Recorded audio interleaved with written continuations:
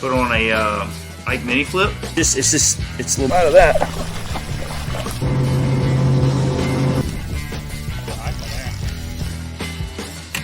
Good one on a frog. Oh my gosh, look how big his mouth is. To be a 4-pounder, if that thing had a gut, that's like a 5 or a 6. What's going on, everybody? I want to thank y'all for tuning in to One Objective today. We've got a good show for you guys. We're back in studio. Really excited to be back in here, man. It's been a grind for the last, I'm going to say, with my wife getting sick, with my son getting sick, on top of football and on top of cheerleading, and then I got sick. So, and then hunting season's in, and we're fishing and all that stuff too. So we got all that stuff that's going on, and it's just been a grind to stay in the loop of doing podcasting. Sorry about that. Still kind of getting over my cold right now, but yeah, it's been tough. It's been a grind to try to stay in this loop, and I've been dying to get back on here. I've been trying to set up guests, and then I was setting guests up, and I got sick, so I had to cancel. So I'm back in the process of trying to set up guests right now, and getting things straight. But we're also in the process of building One Objective Outdoors. So if a lot of you guys that listen to our show that have not checked out One Objective Outdoors, please make sure you go check it out. This is a fun new project we've been doing with a new YouTube channel, all that. So it's just been fun to start this journey. We finally hit I think 1,000 subscribers back in May, and it's been it's been fun ever since then. It's been fun the whole time, but like really hitting that 1,000 subscriber mark was a big deal. And just being able to kind of get out and go fish and just shoot content that we like fishing. We like going out and just hunting. We like messing with trucks and cars and ATVs and all that stuff. So it gives us a platform to kind of do a little bit of everything. Where One Objective Bass Fishing, I know the title is very that's what we started out at, because we was doing our podcast, right? So it was One Objective Bass Fishing. And then we just somehow or another, by the grace of God, got into making kayak accessories. It just happened. It was kind of an accident business that's been a blessing. And all of our installs are going there and this and that. And it was kind of getting overrun with that. And a lot of people wasn't seeing like a lot of our fishing stuff. So we wanted to separate it. We wanted that to be just installs, and then this just be, all of our outdoor stuff, fishing and all that. So our podcasts are going to be going up there now. It's still going to be, I guess, called One Objective Bass Fishing, the podcast, but a lot of that's going to be changing over to, our One Objective Outdoors channel. And make sure you go over and check it out. We got some really great content over there. But we've been on this little run there for a while, where we just had so much content that we were trying to do 3 videos a week. And I'm going to tell you what, it about wore me out. Like, just trying to keep going and going and going. It was tough, and wasn't able to do that with James's videos, because I ended up getting sick. And so we had to postpone it till yesterday or Tuesday, on his day 2 video for his fall classic, which is a phenomenal videos. Make sure you go check those out. They're really good videos. But anyways, rambling, shall I say, it's just been a grind, just trying to get everything going. So now we're trying to add this back to the mix and trying to get back up and going. I know I keep saying this, but this is what we're trying to do. We're trying to get this back up and going, and just hoping that, we can schedule it right to where they're all going to start going up, which we got some new camera equipment that will give me the ability to possibly do these while I'm out of town as well now. So with some mics that we got, and camera equipment and all that stuff. So now I can start kind of producing these things a little bit more while I'm out of town. Maybe while I'm out of town at the shop or something, I can start doing some of these and getting some guests on and all that. So we're planning on definitely hitting the ground running on this and trying to get it back up and going. So, but here we are back. I want to thank all of our sponsors that's helped us out over the years. We've had some really great companies. We actually got another company. I'm saving it right now, probably by the next podcast show, I'm going to be able to release some more details about it. But it's a company that I have used over many years for hunting, and they have expanded their line. And so we're really excited about working with this company, and we're going to have some more, like I say, some more details coming out soon on social media and on our podcast and all that. So make sure you just stay tuned for that. Really excited about that. But first off, I want to thank Waterland Eyewear. They have phenomenal sunglasses. I got them right here. Got phenomenal apparel. They got just really nice hats, really nice shirts, you name it. You know, sun shirts, whatever you need. They got some really nice clothing. But their eyewear is phenomenal. And I'm working on a video right now. I'm going to get back on it after this podcast, but where I was out on the river, and it was just crazy. I know we haven't had a lot of rain. It's, you know, the whole country's in a drought right now. It seems like it don't seem like it's rained nowhere in the United States for the last month, you know, except for where the hurricanes came through. After that, no rain, nothing. It's been kind of crazy. So the rivers are super clear. They're really low, but they're super clear as well. And the having a good pair of sunglasses, I was able to see just so much stuff in the water. It was pretty cool. So, but make sure you go check out. I don't know. Excuse me, all tongue twisted. Make sure you go check out Waterland Eyewear. I'll put a link down in the bottom here for description in the descriptions for to save yourselves 15% on your next order. Also, I want to thank Missile Baits. Great company to work with. They have got some phenomenal soft plastics, some phenomenal jigs. I throw their jigs a lot. It's just their green pumpkin color, like green pumpkin with the orange in it. Cannot think of it right off the top of my head. That's one of my favorite colors. And then of course, black and blue. I mean, everywhere you go, you can have green pumpkin and black and blue. That's the simplest way to keep your jig selection, honestly. And then also, I want to thank Amped Outdoors. They have keeping us on the water and going for the last several years now with no problems, no issues. I have not had no warranty issues with none of my batteries. They have been phenomenal. So I want to thank Amped Outdoors for all you do and all you've helped us with, and especially with our customers. We've rigged some great kayaks, great looking kayaks with Amped Outdoors, and our customers have been happy with them as well. So make sure you go check them out. Which we sell Missile Baits and Amped Outdoors on our website, oneobjectivebf.com. So make sure you go check that out. So, all right, guys. Well, let's kind of dig into this. I wanted to talk about, so I was trying to figure out how I was going to title this. And with everything that I've had going on in my life, just with, just family, nothing crazy. But it is crazy. It's just a crazy time, but also the news that hit yesterday with Bassmaster, no entry fees, which was at first was like, everybody's like, holy crap, it's great. It's finally, we've got to this point. The elite anglers don't have to pay to play. They're finally getting to that point where they are like professional athletes, where football players and basketball players and all that don't have to pay to play. They just show up and they get paid, yes, and they play their sport.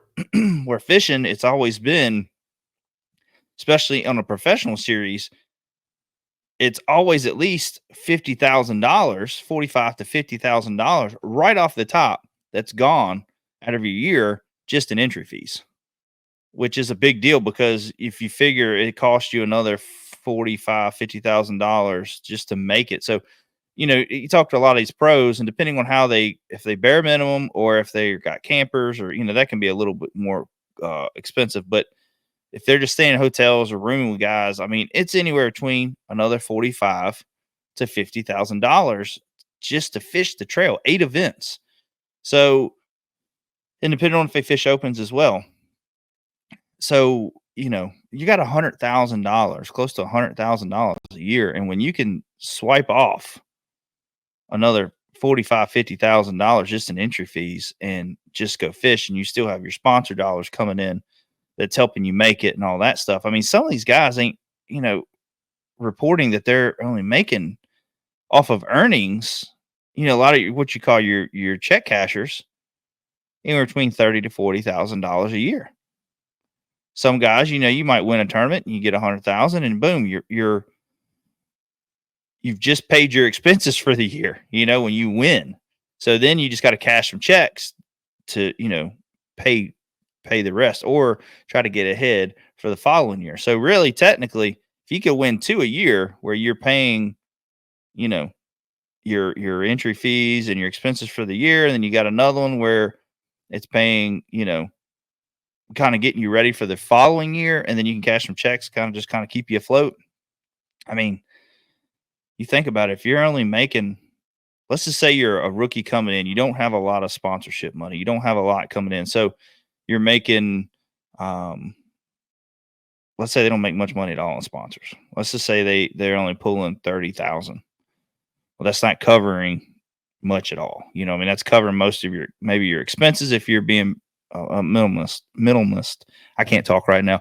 I'm still getting over a cold, so a lot of words are really hard for me to say. Plus, I'm just hillbilly, so I can't say certain words. But but if you're living bare bones, I mean, that's still not a lot of money. So if you're cashing, let's say you cash $30,000-$40,000 in checks, well, you're still just negative in the hole if you don't have much sponsorship. Guys that have sponsorship that can pay their entry fees, that can pay their expenses, say they get $100,000 in endorsements for the year.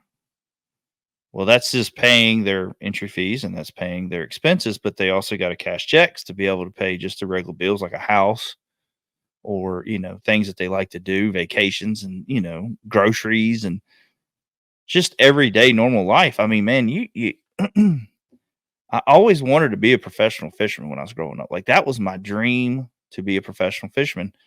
And the more I've looked at it, and I've talked about this on several shows, the more I've looked at it, I'm just kind of like, I don't know if that's really a goal that I've ever wanted in my life that I would like anymore. Like just fishing club events and traveling, fishing some kayak stuff just seems better off for me just having fun than trying to make it a full living, because it seems like you're kind of struggling unless you're at the very top, the 10 percenters that are really doing good and making a full living off of endorsements. And, guys like Gerald Swan and all them that's got good endorsements, that's worked really hard to get there. I'm not taking nothing from them. Brandon Polinick, all them guys, they've busted their butts and to get there. But these new guys coming in, man, I don't see how you make it your first 3 years. Not unless you're just really good, you got guys like Trey and Ben Milliken, which Ben Milliken has got other means of income, with his YouTube and all that. But when you got all this other stuff going on, with just trying to make it on top of this, I getting to it it's great that they're doing it. Now the problem that you're running into with it now is after the smoke settled of it being released is the payouts. And I was, let's see if I could pull them up here. Is the payouts have dropped. Sorry about that. Have dropped big time. Oh, this keeps trying to play on me. But is the payouts. And here we go. 25 elite payouts. So first place is still $100,000. So let's look at it here. So it used to be if you could make the top 50, right, to go. So you fished the 2 days and you make the top 50 cut. You were getting, was it $10,000? I think it was. And let's see. Yeah, you were getting $10,000. So now look at this. The top 40, so 40th place is getting $500. So let's see, 37th, 38th, 39th, and 40th is getting $500. 36, sound like I'm hitting puberty here. 36 is $550. 35th is $600. And then it just keeps shooting up 50, 50, 50 until you get to 27th place is $1,000 and 26 is 50. So then it starts shooting up $500 on those places until you get to 11th. And then you get to 10th place, you get $10,000. And then 9th is 11th, 8th is 12th. 12,000. 7th place is 13,000. On up to second place, which is $30,000.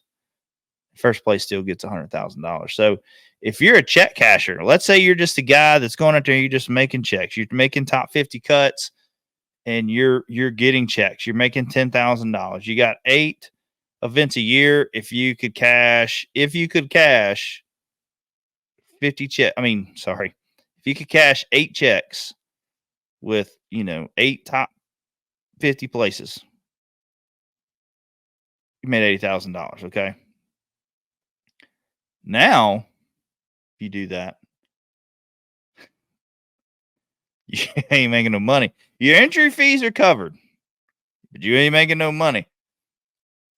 So you're gonna have your sponsor dollars. You're gonna still have to have that sponsor dollars to cover your expenses. Which, for most of these guys, I see that still being. I mean, yeah, the payouts are sucking compared to what it was last year. But you don't have to pay to play except for your expenses. You do have to pay for that, which if you play your cards right, you're a good fisherman, which you should be if you made that level. More than likely you are. I see a lot of guys call some of these guys, oh, they suck. How are they there? They suck. They suck. Dude, to even get there, especially nowadays with the EQs, to even get there, you have to be extremely good. Extremely good. So I mean, they're still good. It's just, we all have bad years, we all have tough times, or we're just not as good as some of the even better guys. You know what I mean? But so they've got some really good um, advantages here with just having their entry fees paid. Now they can really kind of schedule out their year and like, hey, look, this is what I got for my expenses. Can you help cover gas? Now you can start trying to pull those kind of sponsors just to cover your expenses to get there and back. And maintenance fees and all, they got, they're tearing boats up and all that stuff. But if you're a check casher, that's going to be tough. But another thing I'm looking at what this is going to do, everyone's going to be fishing to win now. It used to be I'm fishing for points and checks. Points and checks. You had certain guys like Brandon Pollock, Mike Iaconelli, Kevin Van Dam when he was in there.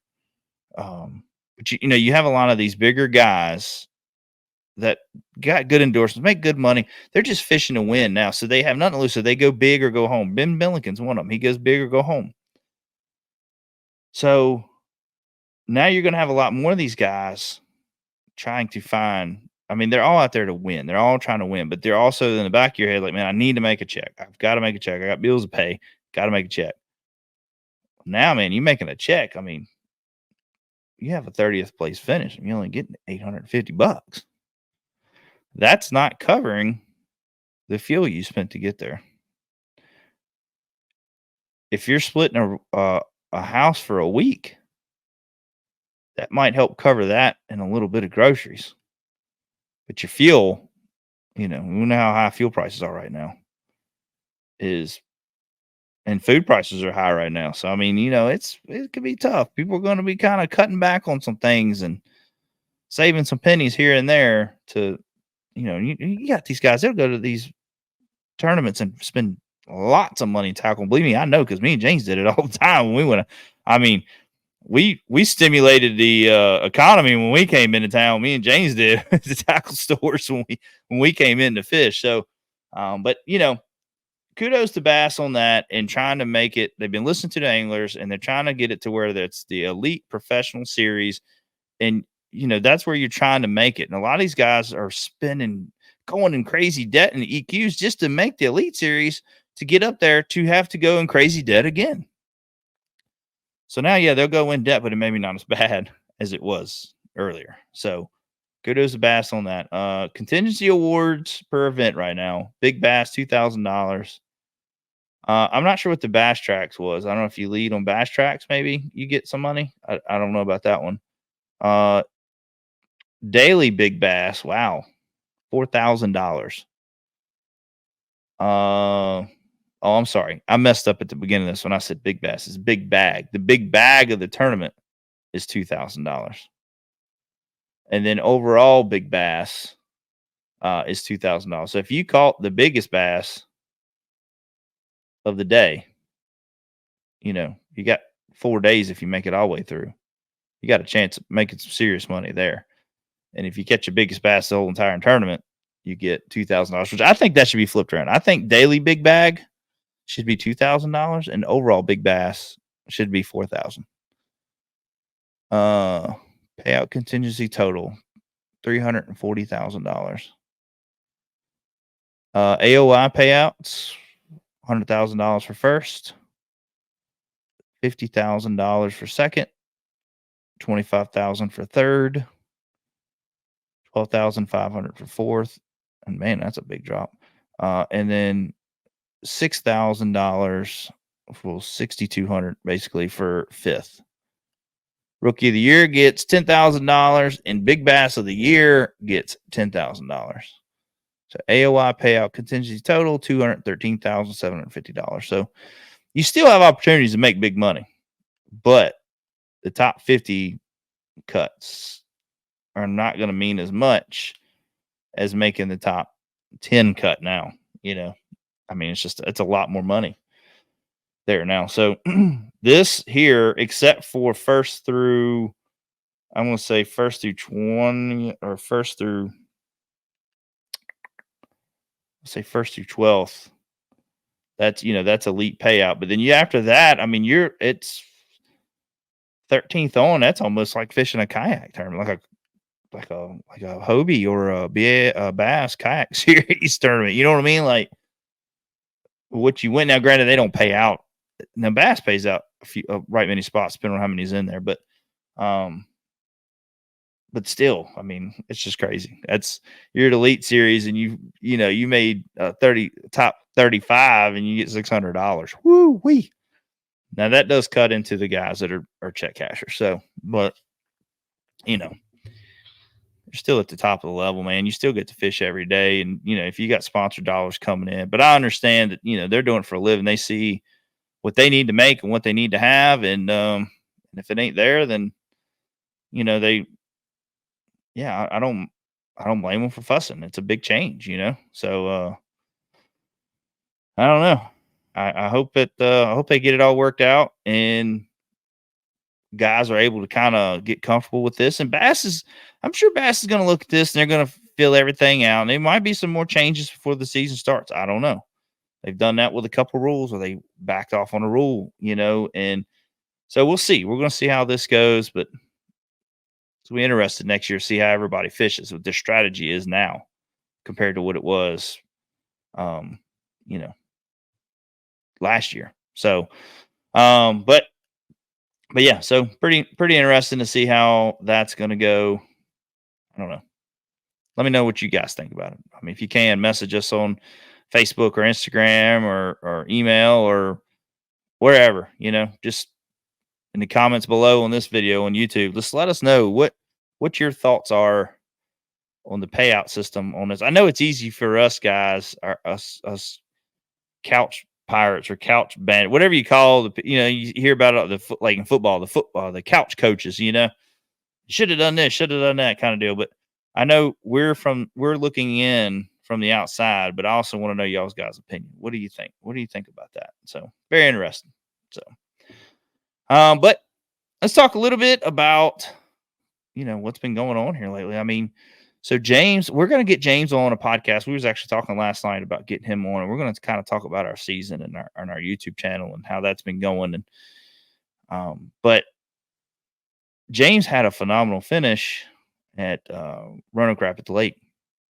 I think he ended up finishing fourth in that one. I think is what it was, or third. I can't remember. I can't remember which way it was now. I got to go back and look at the tournament. I can't remember.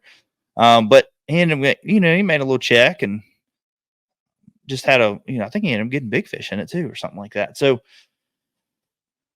just had a great tournament. Got on a little something. He practiced down there for about 2 days, not back to back. He went down there 1 week and then come back down. I think the week before he went down like on a Wednesday or Thursday or something for the tournament, and had a good event. But I ain't gonna go too much details with that. You can go check the video out. But also I'm gonna let him get on here and talk about that. But me and Chris ended up fishing our last Castaways event.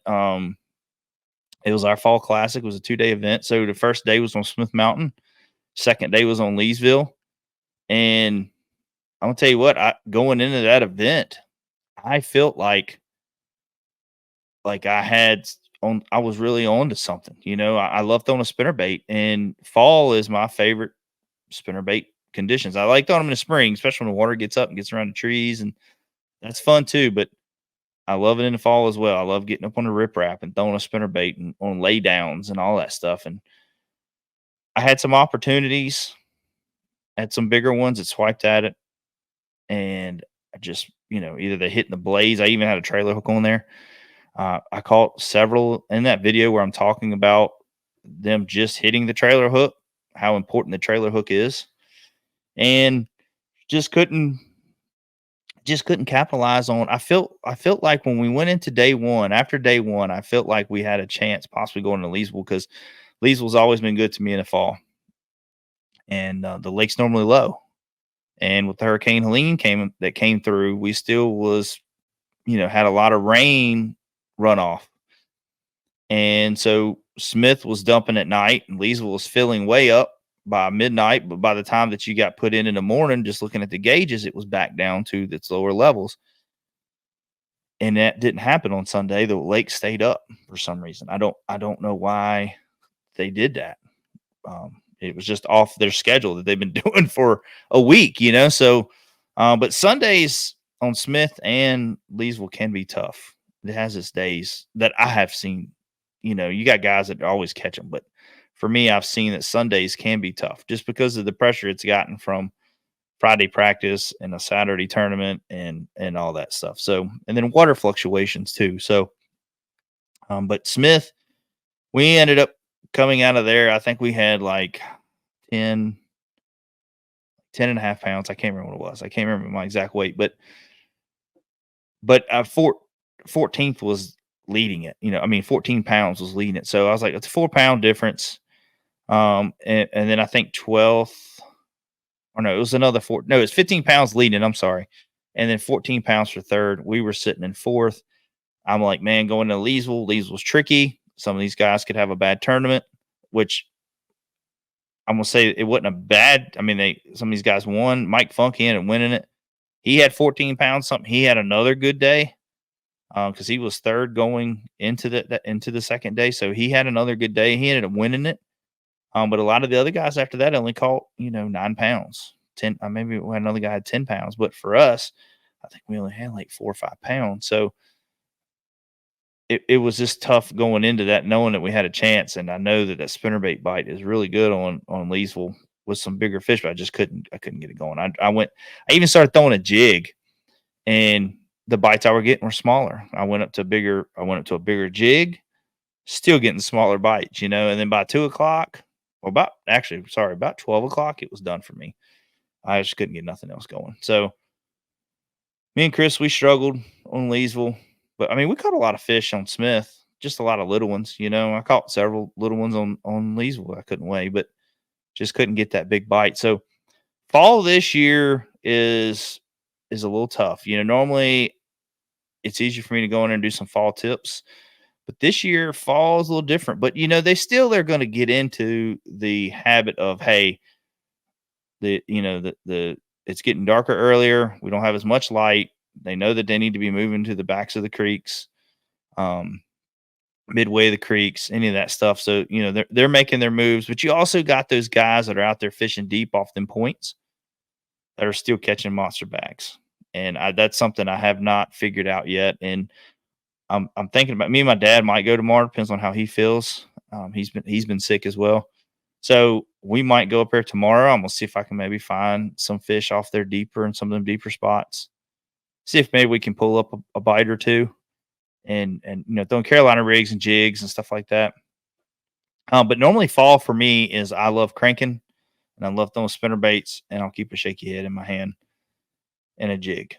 But this year, I mean, man, I think it's supposed to be here we are, the end of October, and it's supposed to be, tomorrow is going to be 79. It was 40% chance of rain. Now it's 18%. So, I mean, like I say, I think we're going on 30 days now without rain, 30 days straight now without rain. So, but then Saturday and Sunday is supposed to drop 67, 62, Monday 67. But let me tell you something. Muzzleloader season's coming in Saturday morning. So that's where you're gonna see us at. We won't be on the water on Saturday and Sunday, Monday. I'm gonna be quite honest with you. Probably most of this week, I'm going to be in the woods. Maybe one day I'll go out and go do some fishing next week because it looks like it's gonna be in the 60s, and so that's gonna be my goal. But we just ain't got a rain, man. We don't have nothing to really pull these fish back there on. Like the bait fish pulling back.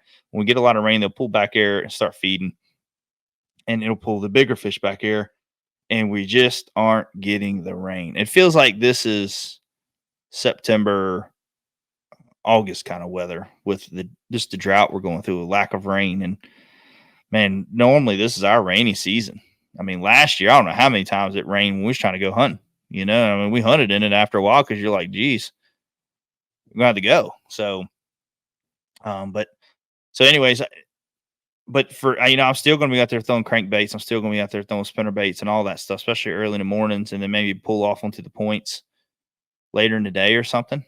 Because the water temperatures are coming down. We're getting them cooler nights, but you start getting 80-degree days. It takes it longer to drop. So, but I have a feeling that when winter does hit, it's probably going to be pretty brutal. I don't know. I just got a feeling that when winter hits, we are going to get hammered with some snow or lots of rain or just super cold temperatures. But I hope we get some rain. We need the rain bad. Been praying for it, and so, but we'll see. But it's been a Henderson on hunting the weather as well because it's been so hot. If you kill anything, especially in the afternoon, you're rushing to get in the cooler. A little pat on my back right here is I got my first bow kill this weekend, and man, it was so fun. Just I've had a lot of fun just shooting my bow in and getting it set up and getting everything grouped. Now I'm hitting little spots like this, like the size of a quarter, maybe just a little bit bigger, and at my 20 and 30 yards. So I'm really, really excited about that, and to be able to finally harvest one and put some food on the table because like we talked earlier, groceries are getting expensive. So to finally be able to put food on the table, man, it's just nice. It's a nice feeling to know that I'm gonna have meat in the freezer. And my goal is to get 4 this year between me and my son to feed the family, and have enough burger and all that stuff. So, but anyways, getting off on a tangent here, but the weather has just been crazy with not a lot of rain. The acorns are falling like crazy. Deer are feeding on the acorns, and they're not moving a lot because there's so much food now that they're not moving a lot. So it's a little tougher in some places, at least where I'm hunting at. So I don't know. It's gonna be a crazy time. That's why I named this show "Crazy Times We Live In." Between Bassmaster paying entry fees or no entry fees, to family with sickness and busyness, to no rain, to just the fish aren't moving like they should for me. The deer aren't moving. It's just crazy time. It's just crazy time, man. But you know what? We'll get through it. I'm not too worried about it. We just got to adjust as outdoorsmen. You got to adjust. You got to learn to adjust in the fishing. You got to learn to adjust in the hunting. And then with family, when life is kicking you down, you got to adjust. So that's where we're at right now. But anyways, guys, like I say, if you're going to be out there fall fishing right now, spinnerbait, crankbait, buzzbait, jig, and maybe put you a shaky hit on or something like that, but that's what I'm sticking to. That's my, you're going to see 5 rods. If you see me out there on the water, so you see my video from this, if I go out and catch some fish, it's going to be 5 rods laid out on my deck. And that's what I'm going to stick by. And if they don't hit it, then I ain't going to catch nothing. I can tell you that right now, but you could get into something pretty big. So, but other than that, guys, I hope y'all enjoyed the show. I know it's just been kind of off topic a little bit on everything, but that's just, this show is crazy, like the title, Crazy Times We Live In. We're kind of a little bit everywhere. So I know that, we're planning on doing more of these shows. I plan on getting some guests on and lining things back up and, trying to just have some interesting conversations. And I plan on possibly getting some guys on here in the hunting as well, and just see how that goes, and get them on here talking outdoors in general. And if you guys are interested in that, comment down below. if y'all want to see more of that, having different kinds of guests other than just fishing, you know, let me know, because I would love to be able to get some more people on here and just kind of have some good conversations about the outdoors. So, but other than that, guys, hope y'all enjoyed the video. Hit the subscribe button, hit the like button. Also, if you're listening on Apple, make sure you go over there and give us a rating. That really helps us push us up there.